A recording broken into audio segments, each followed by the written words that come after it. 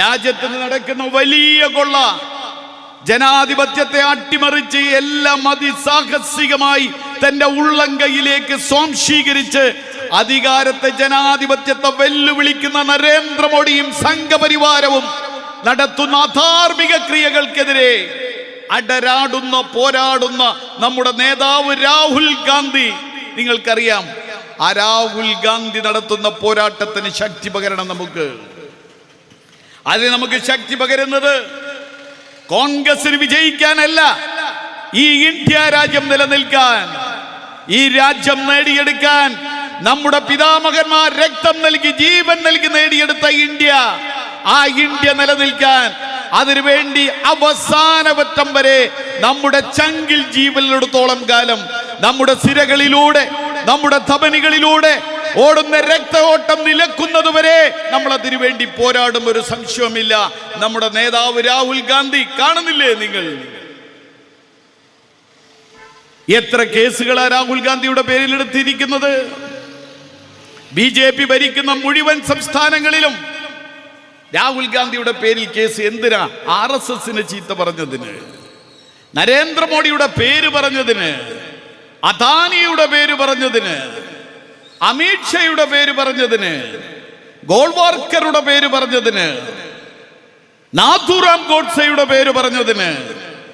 എങ്കിൽ നാം വീണ്ടും വീണ്ടും ആവർത്തിച്ചു പറയുന്നു, ഇന്ത്യ രാജ്യത്തിന്റെ സ്വാതന്ത്ര്യത്തിന്റെ കടക്കൽ കത്തിവെക്കാൻ ശ്രമിച്ച, ഇന്ത്യയെ മതപരമായി ഭിന്നിപ്പിക്കാൻ ശ്രമിച്ച ആ RSS ഉണ്ടല്ലോ, ആ സംഘപരിവാരമുണ്ടല്ലോ, അതിനെ എതിർക്കും അവസാന വട്ടം വരെ എന്ന് നമ്മൾ ആവർത്തിച്ചു പറയും.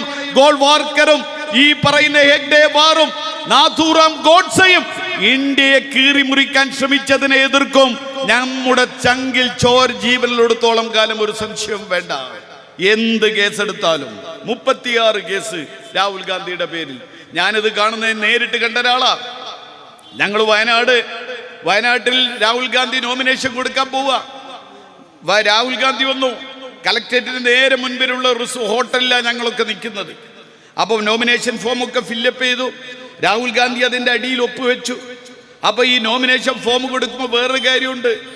എന്താ കാര്യം എന്ന് വെച്ചാൽ, നമ്മുടെ പേരിൽ കേസുണ്ടെങ്കിൽ ആ കേസിന്റെ FIRന്റെ കോപ്പി അടക്കം നമ്മൾ ഇതിന്റെ കൂടെ വെക്കണം. അപ്പൊ നോമിനേഷൻ ഫോം ഒക്കെ റെഡിയാക്കി ഉടനെ ഡൽഹിയിൽ നിന്ന് രാഹുൽ ഗാന്ധിയുടെ കൂടെ വന്ന ആൾ ഒരു പെട്ടി അങ്ങ് തുറന്നു, ഒരു വലിയ പെട്ടി. അതിൽ ഈ അട്ടിക്കടലാസ്. അപ്പൊ നോക്കുമ്പോ എന്താ, രാഹുൽ ഗാന്ധിന്റെ പേരിൽ ഓരോ സംസ്ഥാനത്തുള്ള കേസിന്റെ FIRന്റെ കോപ്പിയാ. 36 കേസ്. BJP ഭരിക്കുന്ന മുഴുവൻ സംസ്ഥാനങ്ങളിലും കേസെടുത്തിരിക്കുക രാഹുൽ ഗാന്ധിയുടെ പേരിൽ. ഞാൻ കൂടുതൽ കാര്യങ്ങളിലേക്ക് കടന്നു പോകുന്നില്ല. എനിക്ക് പറയാനുള്ളത്, നമ്മൾ കോൺഗ്രസ് നടത്തുന്ന സമരം ഈ രാജ്യം നിലനിൽക്കുന്നതിന് വേണ്ടിയുള്ള സമരം.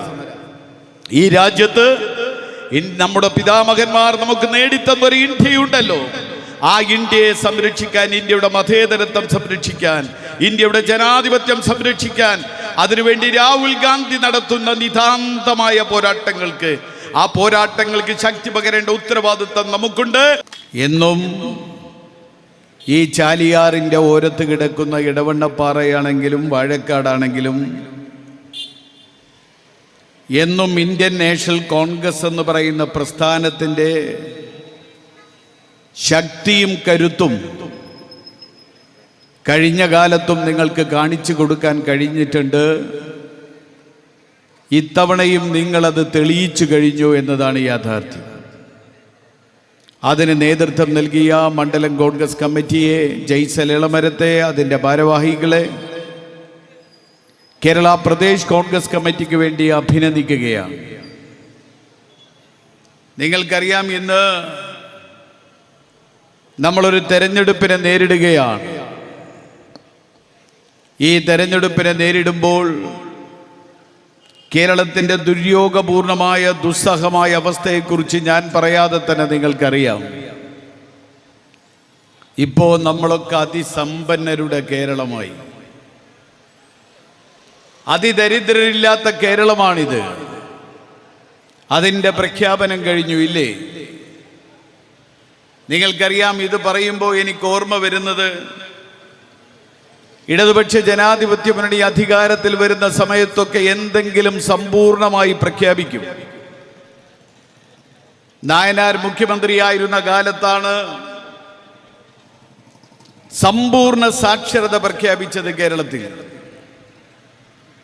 ആ സമ്പൂർണ്ണ സാക്ഷരത പ്രഖ്യാപിച്ച വർഷങ്ങൾ കഴിഞ്ഞിട്ടാണ് ഞാൻ നിലമ്പൂരിൻ്റെ പഞ്ചായത്ത് പ്രസിഡന്റ് ആവുന്നത്. പഞ്ചായത്തിൻ്റെ പ്രസിഡന്റായപ്പോൾ അവിടെ വരുന്ന കുറേ സാധാരണക്കാർക്ക് എഴുത്തും വായനയും അറിയുന്നില്ല. കാരണം എൻ്റെ മുന്നിൽ വന്ന ഒരു പാത്തും താത്താക്ക് പെൻഷൻ അപേക്ഷിക്കണം. അപ്പം പെൻഷൻ അപേക്ഷിക്കാൻ വേണ്ടി അതിനെ കൺസേൺഡ് ക്ലർക്കിന് ഏർപ്പാട് ചെയ്ത് കൊടുത്തു അപേക്ഷ പൂരിപ്പിക്കാൻ. ആ പാത്തും താത്താൻ്റെ കയ്യിൽ പേപ്പർ കൊടുത്തപ്പോൾ പാത്തും താത്ത ഇത് തലതിരിച്ചാ പിടിക്കുന്നത്. അപ്പോൾ അത് യഥാർത്ഥത്തിൽ തിരിച്ചു പിടിച്ചു കൊടുത്തു. അത് കഴിഞ്ഞത് വായിക്കാൻ അവർക്കറിയില്ല. അതിൽ അപേക്ഷയ്ക്ക് താഴെ ഒപ്പുവെക്കണം, ഒപ്പുവെക്കാൻ പേരെഴുതാൻ അവർക്കറിയില്ല. ഒപ്പുവെക്കാൻ ചോദിച്ചപ്പോൾ തള്ളവരിൽ നീട്ടിത്തന്നു. ഒപ്പുവെക്കാൻ തള്ളവരിൽ മുക്കി ഒപ്പുവെച്ചു. ഇതറിഞ്ഞപ്പോൾ ഞാനും വിചാരിച്ചു, നീ കേരളത്തിൽ ഇങ്ങനെ സാക്ഷര കേരളം പ്രഖ്യാപിച്ച ഇടതുപക്ഷ ജനാധിപത്യ മുന്നണി പ്രഖ്യാപിച്ചിട്ടും വർഷങ്ങൾ കഴിഞ്ഞിട്ടും എഴുത്തും വായനയും അറിയാത്തവർ എൻ്റെ നാട്ടിലോ? ഞങ്ങളതിനൊരു സർവേ നടത്തി. ആ സർവേയിൽ കണ്ടെത്തിയത് എഴുത്തും വായനയും അറിയാത്ത 636 ആളുകൾ എൻ്റെ പഞ്ചായത്തിൽ മാത്രം. 4ാം ക്ലാസ് വിദ്യാഭ്യാസമില്ലാത്തവർ ഏകദേശം 800 ചില്ലാനം ആളുകൾ. എല്ലാം കൂടി ചേർന്നപ്പോൾ 1600 ആളുകൾക്ക് 4ാം ക്ലാസ് വിദ്യാഭ്യാസമില്ലാത്ത 60 വയസ്സിന് താഴെയുള്ള ആളുകൾ. അവർക്ക് വേണ്ടി ഞങ്ങളൊരു പദ്ധതി ഉണ്ടാക്കി, ബൃഹത്തായ പദ്ധതി. നിലമ്പൂർ എന്ന ഗ്രാമം ഇന്ത്യയിൽ ആദ്യമായി എല്ലാവർക്കും 4ാം ക്ലാസ് വിദ്യാഭ്യാസമുള്ള ഗ്രാമമാക്കാനുള്ള ഒരു വലിയ പദ്ധതിയായിരുന്നു അത്. ആ പദ്ധതി ഉണ്ടാക്കിയപ്പോൾ അതിന് വലിയ ചിലവ് വന്നു. ഞങ്ങൾ അതുകൊണ്ട് തന്നെ ആ ചിലവ് പരിഹരിക്കാൻ കേന്ദ്ര ഗവൺമെന്റിൽ നിന്നൊരു സഹായം അഭ്യർത്ഥിച്ചു കൊണ്ടുപോയി. അന്ന് കേന്ദ്രം ഭരിക്കുന്ന UPA ഗവൺമെന്റാണ്. നമുക്കറിയാവുന്ന മന്ത്രിമാരാണ്. പക്ഷേ കേന്ദ്രത്തിൽ ചെന്നപ്പോൾ ഞങ്ങൾ IAS ഉദ്യോഗസ്ഥന്മാരുടെ യോഗം വിളിച്ചുകൊണ്ട് ഞങ്ങളോട് പറഞ്ഞു, സാക്ഷരതയ്ക്ക് ഇനി കേരളത്തിന് 10 പൈസ കേന്ദ്രത്തിൽ നിന്ന് കിട്ടൂല. നിങ്ങൾക്ക് എന്തിനാണ് സാക്ഷരത? നിങ്ങൾ സമ്പൂർണ്ണ സാക്ഷരരായി പ്രഖ്യാപിച്ചവരല്ലേ? ഇനി നിങ്ങൾക്ക് നിയമപരമായി 10 പൈസ കേന്ദ്രത്തിൽ നിന്ന് തരാൻ കഴിയില്ല. ഞങ്ങൾക്ക് 10 പൈസ കിട്ടിയില്ല. അവസാനം പഞ്ചായത്തിന്റെ മറ്റു പദ്ധതികളിൽ നിന്ന് കാശെടുത്ത് സംസ്ഥാന സർക്കാരിന്റെ ഒരു മാതൃകാ പദ്ധതിയായിട്ടാണ് മുന്നോട്ട് പോയത്. കാരണം എന്താ? സമ്പൂർണ്ണ സാക്ഷരത കൈവരിച്ച് പ്രഖ്യാപിച്ചത് കൊണ്ട് പിന്നീടുള്ള സാക്ഷരതാ പ്രവർത്തനത്തിന് ഒരു കാശും കേന്ദ്രത്തിൽ നിന്ന് കിട്ടൂല. അത് കഴിഞ്ഞ് എൻ്റെ ഒരു അനുഭവം കൂടി പറയാം. എൻ്റെ പിതാവ് ആര്യാടൻ മുഹമ്മദ് വൈദ്യുതി വകുപ്പ് മന്ത്രിയായിരുന്ന കാലം, ഈ അവസാനത്തെ കാലമല്ല, അതിന് മുൻപ് തൊട്ട് അന്ന് PM സയ്യിദ് കേന്ദ്രത്തിൽ, PM സയ്യിദാണ് കേന്ദ്രത്തിൽ, നമ്മുടെ കോൺഗ്രസിന്റെ നേതാവ് PM സയ്യിദാണ് കേന്ദ്രത്തിൽ വൈദ്യുതി വകുപ്പ് മന്ത്രി. പിതാവിന്റെ അടുത്ത സുഹൃത്താണ് PM സയ്യിദ്. അവർ തമ്മിൽ വലിയ സ്നേഹമാണ്. ആ PM സയ്യിദ് ഉള്ളത് കൊണ്ട് തന്നെ അവിടെ നിന്ന് കേന്ദ്ര ഗവൺമെന്റിന്റെ ഫണ്ടോടുകൂടി ആയിരക്കണക്കിന് കോടി രൂപയുടെ വൈദ്യുതി പദ്ധതികൾ കേരളത്തിലേക്ക് ഒഴുകി. 1, 2, 10, 100, 1000 കോടിയല്ല, അതിനേക്കാൾ അപ്പുറത്ത് RGGY എന്ന് പറയുന്ന ഒരു പദ്ധതി ഉണ്ടാക്കി കേന്ദ്ര ഗവൺമെന്റ്. ആ പദ്ധതിയുടെ വലിയ വിഹിതം കേരളത്തിലേക്ക് വന്നു. 100 കണക്കിന് കിലോമീറ്റർ സൗജന്യമായി വൈദ്യുതി വലിച്ചു. മലയോര ഗ്രാമങ്ങളിലേക്ക്, ആദിവാസികളുടെ ഇടത്തേക്ക്, ST ഇടത്തേക്ക്, പിന്നോക്കക്കാർക്ക്. അതിന്റെ കാരണം കേന്ദ്ര ഗവൺമെന്റിന്റെ പദ്ധതിയായിരുന്നു RGGY പദ്ധതി. ചോദിച്ചവർക്ക് മുഴുവൻ കറണ്ട് കൊടുത്തു.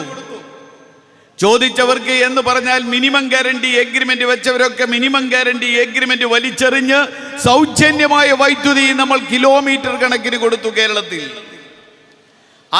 അന്നത്തെ മുഖ്യമന്ത്രി എൻ്റെ പിതാവിനോട് ചോദിച്ചു, നമുക്ക് സമ്പൂർണ്ണ വൈദ്യുതീകരണം പ്രഖ്യാപിക്കല്ലേ? പിതാവ് പറഞ്ഞു, വേണ്ട, ഇപ്പൊ വേണ്ട. അത് പ്രഖ്യാപിച്ചാൽ ഈ കേന്ദ്ര ഗവൺമെന്റിന്റെ പദ്ധതി പിന്നെ നമുക്ക് ലഭിക്കില്ല. പ്രഖ്യാപിച്ചില്ല. പക്ഷേ അതിനുശേഷം ഇടതുപക്ഷ ജനാധിപത്യ മുന്നണി ഗവൺമെന്റ് അധികാരത്തിൽ വന്നു. AK ബാലൻ വൈദ്യുതി വകുപ്പ് മന്ത്രിയായി. എല്ലാവർക്കും നമ്മൾ കറണ്ട് കണക്ഷൻ കൊടുത്തു. കിലോമീറ്ററുകളോളം വൈദ്യുതി വലിച്ചു. 26 കിലോമീറ്റർ 36 കിലോമീറ്റർ സൗജന്യമായി വലിക്കുകയാണ്. വലിച്ച് കറണ്ട് കൊടുത്തു. AK ബാലൻ കോൺഗ്രസ് ഗവൺമെന്റ് UDF ഗവൺമെന്റ് താഴെ പോയി. അതിനുശേഷം AK ബാലൻ മന്ത്രിയായി ഇടതുപക്ഷ ജനാധിപത്യ മുന്നണി ഗവൺമെന്റ് വന്നു. അച്യുതാനന്ദൻ മുഖ്യമന്ത്രിയായ ഗവൺമെന്റ്. ആ ഗവൺമെന്റ് വന്ന് ഒരു 6 മാസം കഴിഞ്ഞ് കുറച്ചു പേർക്ക് വൈദ്യുതി കൊടുത്തപ്പോൾ മിക്കവാറും സ്ഥലത്ത് വൈദ്യുതി വലിച്ചിട്ടുണ്ട്. അപ്പൊ മൂപ്പരെന്ത് ചെയ്തു? ഒരൊറ്റ പ്രഖ്യാപനം, സമ്പൂർണ്ണ വൈദ്യുതീകരണം നടന്ന സംസ്ഥാനം. ഇപ്പൊ സ്ഥിതി എന്താ അറിയാം? അതുകൊണ്ട് പദ്ധതി കേന്ദ്രത്തിൽ ഇപ്പോഴുണ്ട്. 10 പൈസന്റെ സൗജന്യ പദ്ധതി കേരളത്തിന് കിട്ടില്ല. അവര് ചോദിക്കുന്ന ചോദ്യം, നിങ്ങൾ സമ്പൂർണ്ണ വൈദ്യുതീകരണം പ്രഖ്യാപിച്ച സംസ്ഥാനമല്ലേ, നിങ്ങൾക്ക് എന്തിന് ഇനി സൗജന്യമായ വൈദ്യുതി വലിക്കാൻ? എന്തിന് പദ്ധതി? മലപ്പുറം ജില്ലയിലെ MLA-മാരുടെ യോഗം വിളിച്ചു.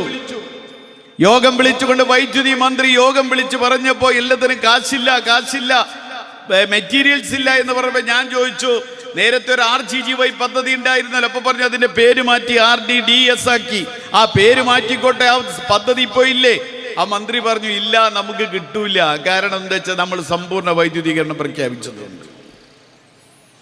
ഇത് ഞാൻ പറഞ്ഞത് മറ്റൊന്നിനും വേണ്ടിയല്ല. 5,91,000 ആളുകൾ AAY കാർഡുള്ള ആളുകളാ, മഞ്ഞക്കാർഡുള്ള ആളുകൾ, അതിദരിദ്രർക്കുള്ള കാർഡുള്ള ആളുകൾ. കാരണം കേരളത്തിന്റെ നിയമസഭയിൽ തന്നെ സിവിൽ സപ്ലൈസ് മന്ത്രി പ്രഖ്യാപിച്ചു 4 ലക്ഷത്തി ചില്ലാനം അതിദരിദ്രർ AIY കാർഡുണ്ട്. കണക്ക് നോക്കിയപ്പോൾ 5,91,000. അവർക്ക് സൗജന്യമായി റേഷൻ ലഭിക്കുന്നു. അവർക്ക് നിരവധിയായ ആനുകൂല്യങ്ങൾ ലഭിക്കുന്നു. ഇന്ന് കേരള ഗവൺമെന്റ് പ്രഖ്യാപിച്ച അതിദരിദ്രരില്ലാത്ത കേരളം എന്ന് പറഞ്ഞാൽ AAY കാർഡിന് അർഹരായ ആളുകൾ ഇനി കേരളത്തിൽ ഇല്ല എന്നാണ്. ഇനി നമുക്ക് സംഭവിക്കാൻ പോകുന്നത് എന്താ? വൈദ്യുതി പ്രഖ്യാപനം നടത്തിയതുപോലെ, സാക്ഷരതാ പ്രഖ്യാപനം നടത്തിയതുപോലെ ഈ പാവങ്ങൾ 5,91,000 AIY കാർഡുള്ള ആളുകൾക്ക് ലഭിച്ചിരുന്ന ആ റേഷൻ പോലും മുടങ്ങുന്ന ഒരു പ്രഖ്യാപനമാണ് ഇടതുപക്ഷ ജനാധിപത്യ മുന്നണി നടത്തിയിരിക്കുന്നത്. ആ പാവങ്ങളെ പട്ടിണിക്കിടുന്ന പ്രഖ്യാപനം. അതാണ് ഇതിന്റെ ഫലമുണ്ടാകാൻ പോകുന്നത്. ഒരു സംശയം വേണ്ട. അതുകൊണ്ടാണ് കോൺഗ്രസ് പറഞ്ഞത്. നേരെ നിങ്ങൾക്കറിയാം, ഇപ്പൊ എന്റെ മുന്നിലിരിക്കുന്ന മുഴുവൻ ആളുകളും എന്ന് ഞാൻ പറയുന്നില്ല, ഭൂരിപക്ഷം ആളുകൾ, ഈ വേദിയിലിരിക്കുന്ന മുഴുവൻ ആളുകൾ 4 മാസം മുൻപ് നിലമ്പൂരിൽ വന്ന് എന്റെ വിജയത്തിന് വേണ്ടി അഹോരാത്രം പ്രവർത്തിച്ചവരാ. ഫൈസലൊക്കെ എവിടെ, ജയ്സലൊക്കെ ഇവിടെ ഇരിക്കുന്നുണ്ട്. അഹോരാത്രം പ്രവർത്തിച്ചവരാ. ഇവരൊക്കെ നേരിട്ട് കണ്ടതാ നിലമ്പൂരിന്റെ അവസ്ഥ. എത്ര പാവങ്ങൾ ഇപ്പോഴും 300 ചില്ലാനം ആദിവാസി കുടുംബങ്ങൾ കഴിഞ്ഞ 6 വർഷമായി പ്ലാസ്റ്റിക് ഷീറ്റിനുള്ളിൽ കഴിയുക. ശൗചാലയമില്ല, അവർക്ക് കുടിക്കാൻ വെള്ളമില്ല, അവർക്ക് വസ്ത്രമില്ല, അവർ പട്ടിണി കിടക്കുന്നു. ഈ കേരളത്തിൽ ഇന്ന് അതിസമ്പന്നരുടെ കേരളമാക്കി പ്രഖ്യാപിക്കുക. നിങ്ങൾ ആലോചിക്കുക, ഈ പാവങ്ങളോട് ഇതിലും വലിയ കൊടും ക്രൂരത ചെയ്യാനുണ്ടോ ഈ പിണറായി വിജയൻ ഗവൺമെന്റിന്? നമുക്കറിയാം, അതിദരിദ്രർ എന്ന് പറഞ്ഞാൽ അതിന്റെ നിർവചനം എന്താ? പട്ടിണിയല്ല. എന്നോട് പലരും ചോദിച്ചു, പട്ടിണിയാണോ? പട്ടിണിയല്ല. അതിദരിദ്രർ എന്ന് പറയുന്ന 3 കാര്യങ്ങൾ കൊണ്ടാണ്. ഒന്ന്, സ്വന്തമായി ഭവനമുണ്ടായിരിക്കണം. സ്വന്തമായി ഭവനമുണ്ടായിരിക്കണം. സ്വന്തമായി വീടില്ലാത്തവൻ അതിദരിദ്രനാണ്. എത്ര ലക്ഷം ആളുകളെ നമുക്ക് കാണിച്ചു കൊടുക്കണം വേണമെങ്കിൽ? സ്വന്തമായി വീടില്ലാതെ ലൈഫ് പദ്ധതിയിൽ വീടിനു വേണ്ടി അപേക്ഷിച്ച് മാസങ്ങളും വർഷങ്ങളുമായി കാത്തിരിക്കുന്ന എത്രയോ പാവങ്ങൾ ഇത് കേരളത്തിലുണ്ട്. അവർ അതിദരിദ്രരാണ്. അവരുടെ കണക്കിലില്ലേ? സ്വന്തമായി വേതനം ലഭിച്ച് അധ്വാനിച്ച് ജീവിക്കാൻ കഴിയാത്ത ആളുകൾ അതിദരിദ്രരാണ്. എത്ര പേരുണ്ട് നാട്ടിൽ നിങ്ങൾക്കറിയില്ലേ?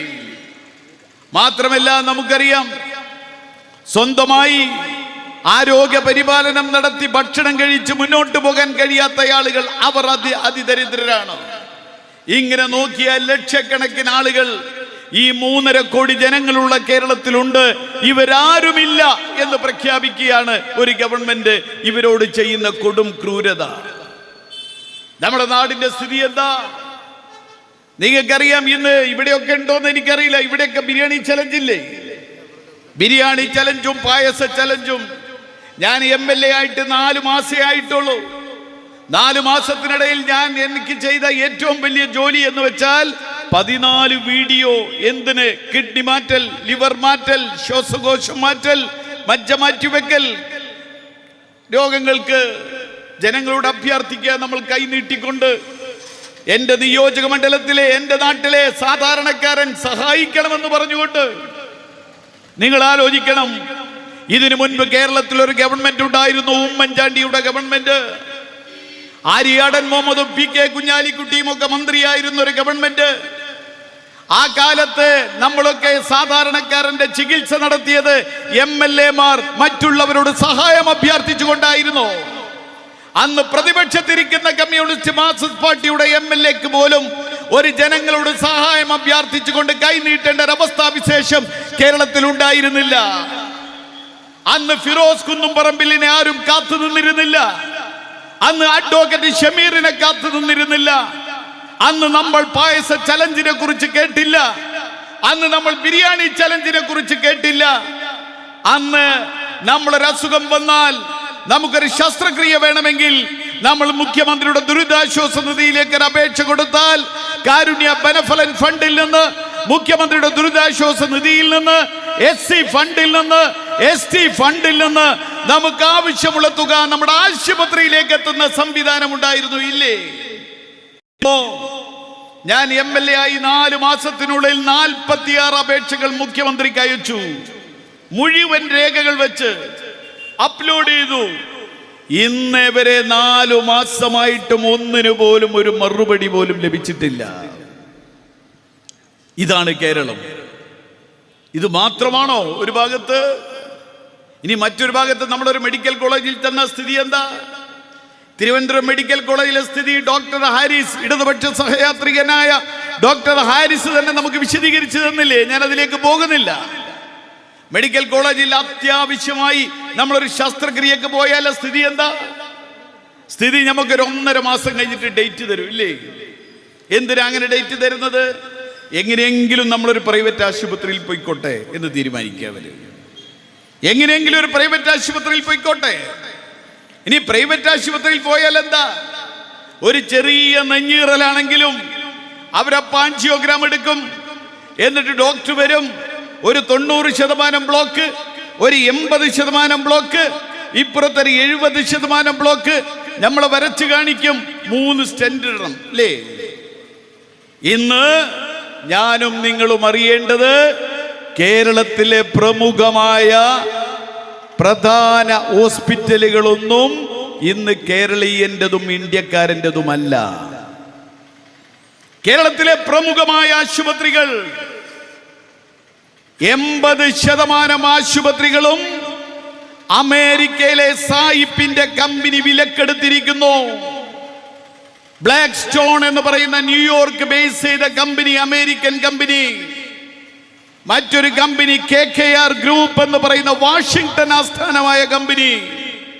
ഇനി വാഴക്കാട് നിന്ന്, എടവണ്ണപ്പാറയിൽ നിന്ന് ഒരാൾ കോഴിക്കോട്ടെ പ്രമുഖമായ ആശുപത്രിയിലേക്ക് ചികിത്സക്ക് പോയാൽ നിങ്ങൾക്ക് എത്ര ബില്ല് ചെയ്യണമെന്ന്, നിങ്ങൾക്ക് എന്ത് ശുശ്രൂഷ നൽകണമെന്ന് തീരുമാനിക്കുന്നത് കേരളത്തിൽ നിന്നല്ല, കോഴിക്കോട് നിന്നല്ല, വാഷിംഗ്ടണിൽ നിന്ന് സായിപ്പാണ്. എങ്ങനെയുണ്ട് നമ്മുടെ ആരോഗ്യസ്ഥിതി? എന്ത് പകരം സംവിധാനം ഇവർക്കുണ്ട്? ഒരു സർക്കാർ, ജനങ്ങളെ സേവിക്കേണ്ട സർക്കാർ, കൈമലർത്തുന്നു. ഇത് ക്ലബ്ബുകളുടെ ഉത്തരവാദിത്വമായി, ഇന്ന് നാടിന്റെ ഉത്തരവാദിത്വമായി. യൂത്ത് കോൺഗ്രസ്സുകാരൻ ഏറ്റെടുക്കുക, യൂത്ത് ലീഗുകാരൻ ഏറ്റെടുക്കുക, അല്ലേ? എന്തിന്? ഒരു ചികിത്സ നടത്താൻ, ഒരു ശസ്ത്രക്രിയ നടത്താൻ ഇതിന്റെ ഉത്തരവാദിത്തപ്പെട്ട ഗവൺമെന്റ് കൈമലർത്തിക്കൊണ്ട് നിൽക്കുന്ന ഒരു കേരളം. ഈ കേരളത്തിലാണ് അതിദരിദ്രരില്ലാത്ത കേരളമായി പ്രഖ്യാപിക്കുന്നത്. നിങ്ങൾ ആലോചിക്കുക, എവിടെ എത്തി? ഞാനതിൻ്റെ മറ്റ് വിശദാംശങ്ങളിലേക്ക് പോകുന്നില്ല. നമ്മളെ സംബന്ധിച്ചിടത്തോളം ഇന്ന് കേരളം അനുഭവിക്കുന്ന ദുരിതപൂർണമായ അവസ്ഥ എന്തിനേറെ ജോയ് ഇവിടെ വളരെ വിശദമായി പറഞ്ഞിട്ടുണ്ടാവും. ഞാൻ അതിന്റെ വിശദാംശങ്ങളിലേക്ക് പോകുന്നില്ല. ശബരിമല കാര്യങ്ങളൊക്കെ തന്നെ നമുക്കറിയാം. ശബരിമല സന്നിധാനവുമായി ബന്ധപ്പെട്ട് നമ്മുടെയൊക്കെ നാട്ടില്, എൻ്റെയൊക്കെ നാട്ടില് കുറെ ആളുകൾ, നമ്മുടെ അടുത്ത സുഹൃത്തുക്കൾ പോലും എന്തെങ്കിലുമൊക്കെ അവർക്കൊക്കെ ചില പ്രശ്നങ്ങളൊക്കെ ഉണ്ടെങ്കിലും അവരേറ്റവും നന്നായി നടക്കുന്ന കാലം പ്രയോഗിച്ചാൽ മാലയിട്ട 41 ദിവസം. ആ 41 ദിവസം അവർ വളരെ ഉഷാറാ. മാത്രമല്ല, അവർ എന്ത് ഉഷാറാവെന്ന് ചോദിച്ചാൽ ആ സന്നിധാനത്ത് 18-ാം പടി ചവിട്ടണമെങ്കിൽ എന്തു വേണം? സ്വയം ആത്മസംസ്കരണം നടത്തണമെന്ന് അവർക്കറിയാം. അത്ര പവിത്രമായ ഇടമാണത്. ആ പവിത്രമായ ഇടത്ത് ഇന്ന് നടക്കുന്നത് എന്താ? അവിടെ പോയി എവിടെയൊക്കെ സ്വർണമുണ്ടോ അതൊക്കെ കൊള്ളയടിക്കുക. കൊള്ളയടിക്കുക മാത്രമല്ല, എന്നിട്ട് അതിന് രേഖ ഉണ്ടാക്കി ചെമ്പാക്കി മാറ്റുക. നിങ്ങൾ ആലോചിക്കുക, 98-ൽ കൊണ്ടുപോയി പൊതിഞ്ഞു വെച്ച സ്വർണപ്പാളിക എടുത്തു മാറ്റി, എന്നിട്ട് മിനിറ്റ്സിൽ എഴുതുക ചെമ്പ് പാളി സ്വർണം പൂശാൻ കൊടുത്തയക്കുക. ശരിയായല്ലോ? അപ്പം തന്നെ കാര്യം. മിനിറ്റ്സ് ഉണ്ടാക്കുക. എന്നിട്ട് പറയാം ആരും അറിയാതെ ഒരു ബോർഡിന്റെ മിനിറ്റ്സിൽ പോലും എഴുതി വെക്കുക ചെമ്പ് പാളികളെന്ന്.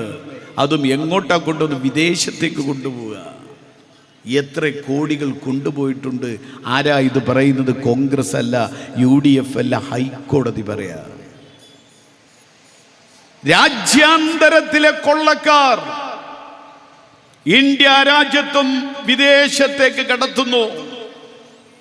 ഈ കഴിഞ്ഞ 9.5 വർഷം കൊണ്ട് ഇടതുപക്ഷ ജനാധിപത്യ മുന്നണിയുടെ 9.5 വർഷം കൊണ്ട് തിരുവിതാംകൂർ ദേവസ്വത്തിന്റെ കോടിക്കണക്കിന് രൂപ വിദേശത്തേക്ക് കൊള്ളയടിച്ച ഒരു സർക്കാർ ഇന്ന് കേരളത്തിൽ നിലനിൽക്കുന്നു.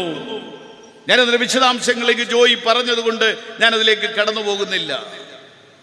ഈ രൂപത്തിൽ എന്ത് കിട്ടിയാലും കക്കാൻ മാത്രം കട്ട് അയ്യനെയും കക്കാൻ എത്തി നിൽക്കുന്ന ഒരു സംസ്ഥാന ഗവൺമെന്റ് കേരളം ഭരിക്കുക.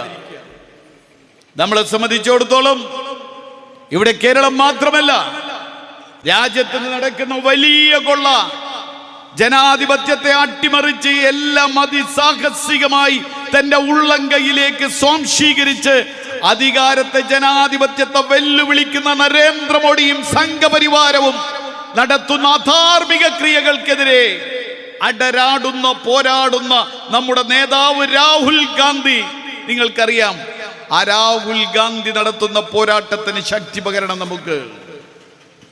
അതിന് നമുക്ക് ശക്തി പകരുന്നത് കോൺഗ്രസിന് വിജയിക്കാനല്ല, ഈ ഇന്ത്യ രാജ്യം നിലനിൽക്കാൻ, ഈ രാജ്യം നേടിയെടുക്കാൻ നമ്മുടെ പിതാമഹന്മാർ രക്തം നൽകി, ജീവൻ നൽകി നേടിയെടുത്ത ഇന്ത്യ, ആ ഇന്ത്യ നിലനിൽക്കാൻ, അതിനുവേണ്ടി അവസാനവറ്റം വരെ നമ്മുടെ ചങ്കിൽ ജീവനിലെടുത്തോളം കാലം നമ്മുടെ സിരകളിലൂടെ, നമ്മുടെ ധമനികളിലൂടെ ഓടുന്ന രക്തഓട്ടം നിലക്കുന്നതുവരെ നമ്മൾ അതിനു വേണ്ടി പോരാടും. ഒരു സംശയവുമില്ല. നമ്മുടെ നേതാവ് രാഹുൽ ഗാന്ധി കാണുന്നില്ലേ നിങ്ങൾ?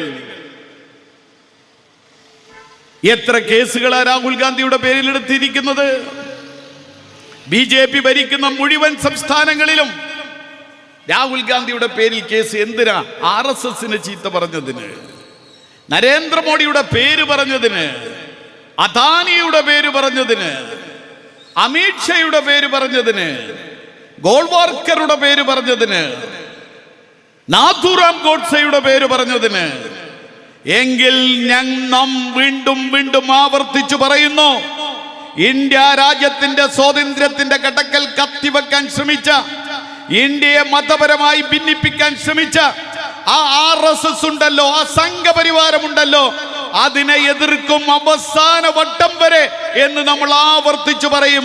ഗോൾവാർക്കറും ഈ പറയുന്ന ഹെഗ്ഡേവാറും നാഥുറാം ഗോഡ്സെയും ഇന്ത്യയെ കീറിമുറിക്കാൻ ശ്രമിച്ചതിനെ എതിർക്കും. നമ്മുടെ ചങ്കിൽ ചോർ ജീവനിലെടുത്തോളം കാലം ഒരു സംശയം വേണ്ട. എന്ത് കേസെടുത്താലും 36 കേസ് രാഹുൽ ഗാന്ധിയുടെ പേരിൽ. ഞാനിത് കാണുന്നത് നേരിട്ട് കണ്ട ഒരാളാ. ഞങ്ങൾ വയനാട്ടിൽ രാഹുൽ ഗാന്ധി നോമിനേഷൻ കൊടുക്കാൻ പോവുക. രാഹുൽ ഗാന്ധി വന്നു. കലക്ട്രേറ്റിന് നേരെ മുൻപിലുള്ള ഹോട്ടലിലാണ് ഞങ്ങളൊക്കെ നിൽക്കുന്നത്. അപ്പോൾ നോമിനേഷൻ ഫോമൊക്കെ ഫില്ലപ്പ് ചെയ്തു. രാഹുൽ ഗാന്ധി അതിൻ്റെ അടിയിൽ ഒപ്പുവെച്ചു. അപ്പോൾ ഈ നോമിനേഷൻ ഫോം കൊടുക്കുമ്പോൾ വേറൊരു കാര്യമുണ്ട്. എന്താ കാര്യം എന്ന് വെച്ചാൽ, നമ്മുടെ പേരിൽ കേസുണ്ടെങ്കിൽ ആ കേസിന്റെ FIR-ന്റെ കോപ്പി അടക്കം നമ്മൾ ഇതിന്റെ കൂടെ വെക്കണം. അപ്പൊ നോമിനേഷൻ ഫോം ഒക്കെ റെഡിയാക്കി ഉടനെ ഡൽഹിയിൽ നിന്ന് രാഹുൽ ഗാന്ധിയുടെ കൂടെ വന്ന ആൾ ഒരു പെട്ടി അങ്ങ് തുറന്നു, ഒരു വലിയ പെട്ടി. അതിൽ ഈ അട്ടിക്കടലാസ്. അപ്പൊ നോക്കുമ്പോ എന്താ, രാഹുൽ ഗാന്ധിന്റെ പേരിൽ ഓരോ സംസ്ഥാനത്തുള്ള കേസിന്റെ FIR-ന്റെ കോപ്പിയാ. 36 കേസ്. BJP ഭരിക്കുന്ന മുഴുവൻ സംസ്ഥാനങ്ങളിലും കേസെടുത്തിരിക്കുക രാഹുൽ ഗാന്ധിയുടെ പേരിൽ. ഞാൻ കൂടുതൽ കാര്യങ്ങളിലേക്ക് കടന്നു പോകുന്നില്ല. എനിക്ക് പറയാനുള്ളത്, നമ്മൾ കോൺഗ്രസ് നടത്തുന്ന സമരം ഈ രാജ്യം നിലനിൽക്കുന്നതിന് വേണ്ടിയുള്ള സമരം. ഈ രാജ്യത്ത് നമ്മുടെ പിതാമഹന്മാർ നമുക്ക് നേടിത്തന്നൊരു ഇന്ത്യയുണ്ടല്ലോ. ആ ഇന്ത്യയെ സംരക്ഷിക്കാൻ, ഇന്ത്യയുടെ മതേതരത്വം സംരക്ഷിക്കാൻ, ഇന്ത്യയുടെ ജനാധിപത്യം സംരക്ഷിക്കാൻ, അതിനുവേണ്ടി രാഹുൽ ഗാന്ധി നടത്തുന്ന നിതാന്തമായ പോരാട്ടങ്ങൾക്ക്, ആ പോരാട്ടങ്ങൾക്ക് ശക്തി പകരേണ്ട ഉത്തരവാദിത്വം നമുക്കുണ്ട്. അതുകൊണ്ട് അതിന്റെ വിജയക്കൊടി പാറിക്കാൻ നമുക്ക് ഈ പഞ്ചായത്ത് വേണം, നമുക്ക് കേരളം വേണം, നമുക്ക് ഇന്ത്യ വേണം. അതിനുള്ള നല്ല പ്രവർത്തനങ്ങളുമായി മുന്നോട്ട് പോകാൻ എന്നും ജയ്സൽ ഇളമരം നടത്തുന്ന ഒട്ടേറെ പരിപാടികളിൽ കഴിഞ്ഞ കാലത്തൊക്കെ എനിക്ക് പങ്കെടുക്കാൻ സാധിച്ചിട്ടുണ്ട്.